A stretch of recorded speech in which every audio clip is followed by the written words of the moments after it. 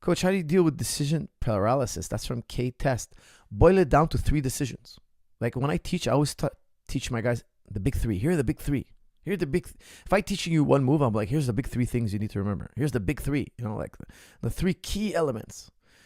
Sometimes I have a mix of black belts, brown belts, purple belts, and some white belts and blue belts in the gym. Actually, sometimes I have a lot of those, especially in the day class. Day class is a mixed class. So like I'll give a nuanced explanation because I know the brown belts and black belts and purple belts, they're listening and they've seen this move before. So what are they going to benefit if I just give them the basics? So I kind of give it a nuance and I explain it in detail. Then I'm going to show it again. I'm going to show it a second time. Okay, guys, now I'm going to break it down, make it simpler. I'm going to distill it. Okay. Now, I don't say I'm going to distill it when I'm teaching class. I just say, all right, guys, now I'm going to break it down, make it super simple. But I'm telling you that I want to distill it. I give them a bunch of information. Maybe the black belt watching is like, hey, I didn't know that detail. I knew the 7 others, but not that one detail he hit. So I'm going to focus on that today. Now, of course, the white belts and blue belts are like, I don't know what this guy's talking about. So I'm like, okay, guys, here we go. I'm going to break it down now. I'm going to make it super simple. Keep it simple. Here's the big 3 things you need to remember. And I try, as a coach, to try to only give 3 ideas. That's it, because people can retain 3 ideas. And then a few minutes later, I'll show it again. And I'll say, guys, if you understood the first 3, here's another 3. If you didn't understand the first 3, keep working. I'm going to repeat it. I'm going to jog your memory. I'm going to help you out. Okay, so it all depends on your level. What level are you? If you've been doing jiu-jitsu for 7, 8 years, I'm going to give you more details. If you've been doing jiu-jitsu 20 years, well, you know what? I'm just going to talk to you about the technique and we're going to philosophize about it and it's going to get really nuanced. But if it's your first day, I'm not going to talk to you about the concepts behind the move. No, it's almost irrelevant. I'm going to show you an exact move. Grab the arm like this, put your hand there. Like I'm going to give you something to do. That's easy for you to do. Easy enough for you to do. I always tell people, if you're doing a move and you're not doing it 80% right, if you're not getting 80% of it right, I taught you a progression that's too high. You should be able to do 80% of the move, and then I'm going to let you rep. If you can't do 80%, I'm going to stop you. I'm going to ask you to do something simpler. It's too complicated. I find that anything I show you, if you can't replicate it 80%, I showed you something too advanced. I didn't break it down far enough. I didn't make it small enough, the piece. So I'm a big believer in breaking things down, making little bites. You know, give the guy little bites, and he'll eventually go as far as he wants to. Can you toggle between southpaw and orthodox? Is there a method to the madness? That's from Talal.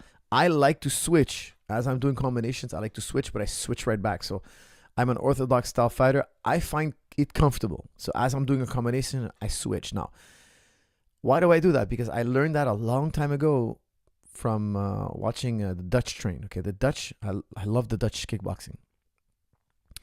And I was a big fan of Rob Kamen. Okay, Rob Kamen, he had instructional videos. I used to watch them closely. I used to study him. I used to follow him, the late, great Rob Kamen.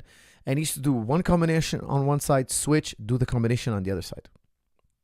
So if he did jab, hook, right kick, he would switch stance to southpaw. He would do jab, hook, left kick. So he would switch as a southpaw, do the same combo. And it was a great workout. It was a crazy good workout. Now, I was still orthodox, but as I was doing my combinations, sometimes, you know, my partner would circle or whatnot, and I would switch midway and I would throw my combo. And I thought it was such a great, advantage to have, to be able to switch momentarily. So to me, I really like switching. Like George St. Pierre there's so many great fighters, but with George, I used to also when I used to train him, I used to change the combinations on the other side. And he would do it once in a while as needed in the fight. He was 95% of the time orthodox, but the few times he would switch his stance could make a big difference. Okay, so for instance, when he fought John Fitch was circling hard to George's left. Okay, so imagine I'm fighting you here and you're circling to my left side. George switched to southpaw, threw a fake left round kick and hit him with a back fist. It was a beautiful combo. Okay, Phil Nurse combo was beautiful. But he switched it up on Fitch. You know, just that one instance made a huge difference in the fight. And of course, you know, that was a great performance by George. George had a very dominant win. However, nonetheless, the switching came out in a big way. Even though we trained it so much, it only worked. Maybe he only used it, you know, maybe like 5% of the time when he was fighting, but it made a big difference. It closed the distance. It created distance. It did so much in that little time that he used it. And sometimes you'll notice he'll throw a punch and kind of switch stance at the same time. I really like those things, especially when there's no corners. You see, in Muay Thai, they don't do that too much because if you switch around, you lose a bit of space and then you end up in the corner. Nobody wants to end up in the corner because you're kind of a sitting target, okay?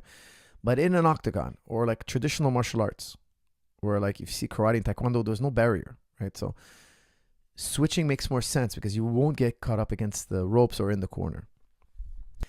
Getting ready for a fight or escapes. Getting ready for a fight. Are escapes or submissions more important? That's from LOS21. Look, I think everything is important, but I would learn submission first. Why? Because imagine I'm teaching you how to escape armbar, but you don't even know what armbar is. That's why it doesn't make sense to me that people try to learn submissions first. It doesn't make sense. Like, what do you learn first? How to throw a punch or how to slip a punch?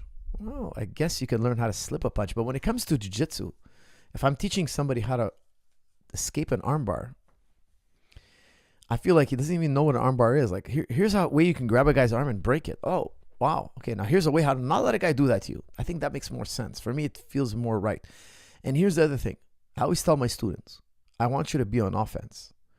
So if I teach you armbar escape, guillotine escape, back escape, I feel like those guys, they find the trouble on the mat and then they escape trouble on the mat. But they always find trouble on the mat. Why? You train them. You train them. Hey, when your arm is being attacked, do this.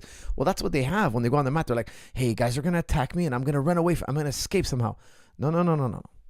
I want you to be on offense. Attack, attack, attack. If the guy counters you this way, we're going to counter him back and we're going to go back on the attack. Because offense wins the fight. No. I know a lot of people are going to be like, coach, look at this fight. This guy won by defending most of the time. And then he came out and he won in the last minute. Yes, those kind of fights do happen. I agree with you 100%. You could be defending 80% of the fight and win with just 20% of offense and you finished a guy. I get it. It does happen. However, that's an exception to the rule. The team that has most control of the football, the team that has most control of the basketball, the fighter who's mostly on offense, usually will win the fight. There are exceptions, of course. Of course, there are exceptions. But whoever controls the fight offensively, usually, in my opinion, in my observation, is going to be the victor. Is it easier to transition from striker to grappler or vice versa? I think it's better to go from wrestling grappling to striking than striking to wrestling grappling. Why? I believe like when you're wrestling at a young age and you're doing jiu-jitsu at a young age, you develop a strength. You develop like a robustness because we're constantly pulling on your joints, on your neck, on your back. You're constantly squeezing, It's so much like you're grinding you're grinding your gears. It's tough. It's tough business. Mentally tough too.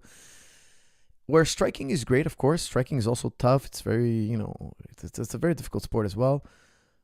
But you're not getting the joint strength. I feel like when you wrestle, your joints the tendons in your body are really strong, etc. It's like it just develops another level of strength. So then when you teach them striking, they're like better athletes.